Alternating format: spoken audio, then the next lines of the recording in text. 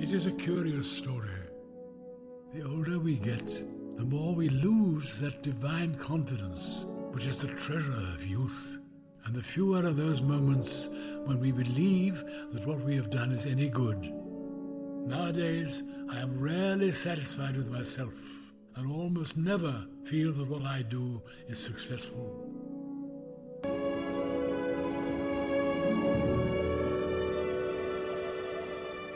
You must know that I was forced to leave my homeland where I struggled and suffered all the sorrows of the young, and where I really did achieve great success. Now, the whole world is open to me. Success, apparently, awaits me everywhere. But one place, and one place only, remains closed to me, and that is my own country, the land where I was born.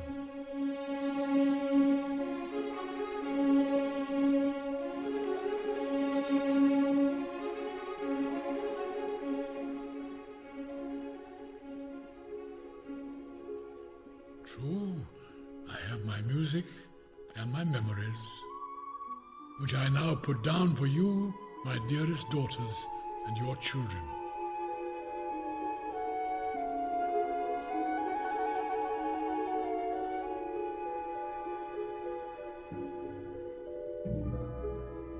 And if it is true that a composer's music is the sum total of his experience, then it must express his love affairs, his religion, above all the country of his birth.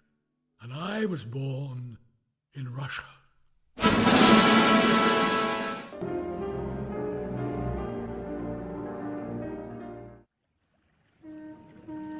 America.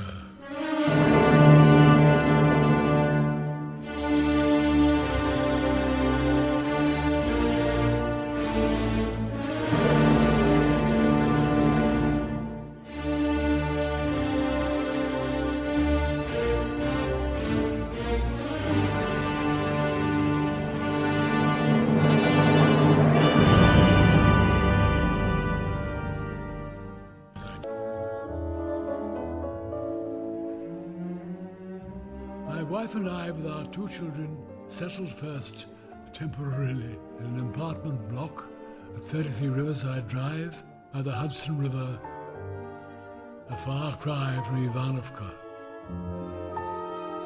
A terrible pain in my head resulted in surgery, although the news that I was in hospital was interpreted back in Russia that I died.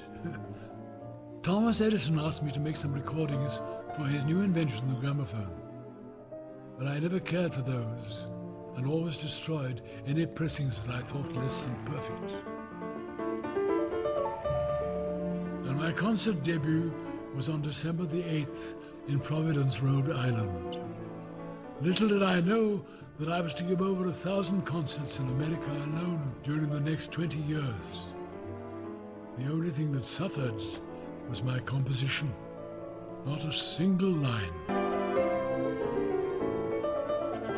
He simply had not the time to put his mind on composing because he had the family to look after. And the one thing they always wanted me to play was that damn C-sharp minor prelude.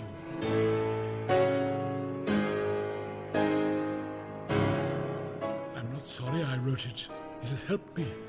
But now I play it without feeling, like a machine. I think I prefer it as a dance tune.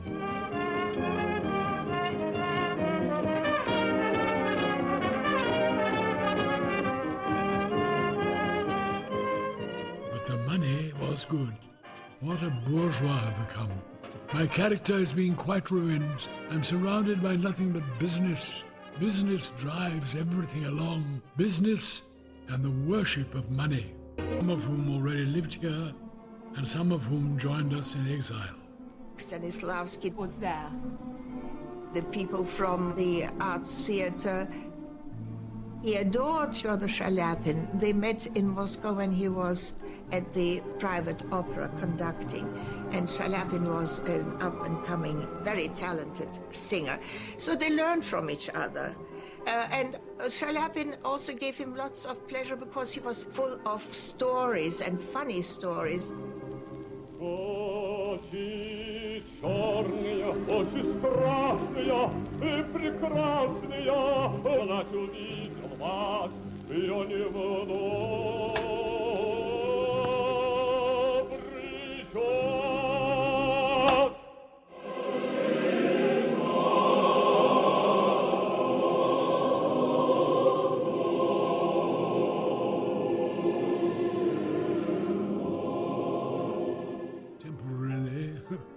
In a villa outside Paris in 1929 called Quelques. Here we planned to spend our summers. At least Europe seemed a little closer to Russia. I loved to sit under the pine trees and just watch the rabbits. Breakfast of tea with cream, ham, cheese and hard-boiled eggs once again reminded us of our Russia. Meanwhile, news from Russia became ever more distressing.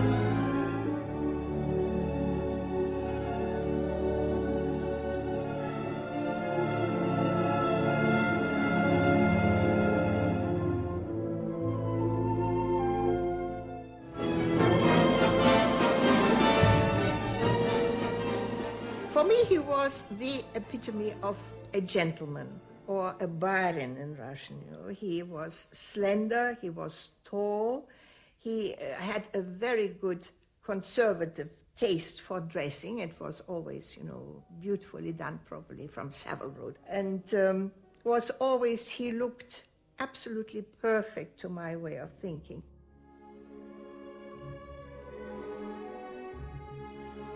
He was not at all gloomy. It's all rubbish to say that. He loved Armenian and Jewish jokes, and he laughed his head off when somebody told him a new one. And he had a very, very special movement. He had that short hair. Irina, his daughter, told me, no father has two hairs. One is silk and the other one is velvet. It was like that. It was silky, and when you went against it, it was like velvet. And after breakfast, he went for a walk around the house, in the garden, and then he practiced, and he always started with scales. Always with scales. But he loved sport, going very fast. He loved also driving his car in a very fast way. He was a very good horseman. He was a good rider. But in France, in Clairefontaine, he fell off the horse, and Aunt said, that's it, no more.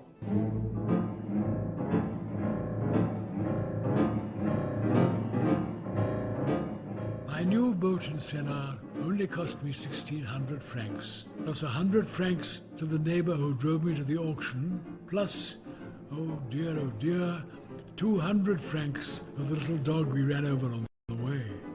Despite its great age, I'm talking about the motor, not me, it works magnificently. And if I do change it, it will only be because I want to go faster.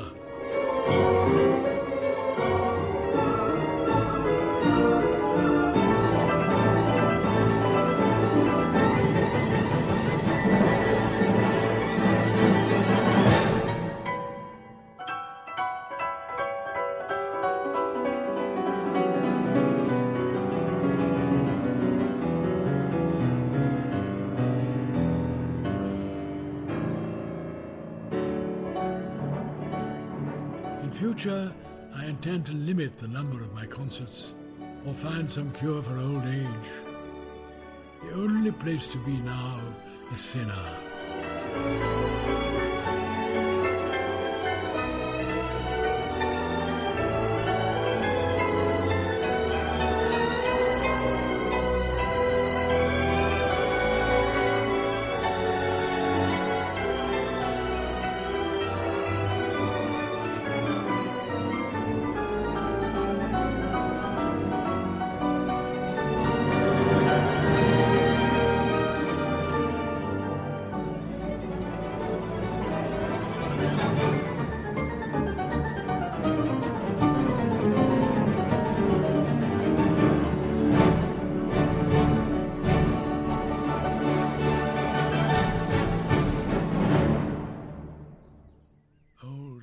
age. Perhaps it is that I'm lazy. Perhaps the incessant practice and eternal rush, inescapable from life as a concert artist, is taking too much toll of my strength.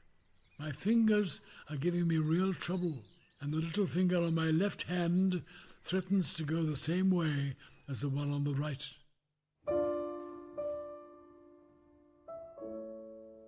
When a memory of what was and what might have been. After all, composing is as essential a part of my being as breathing or eating.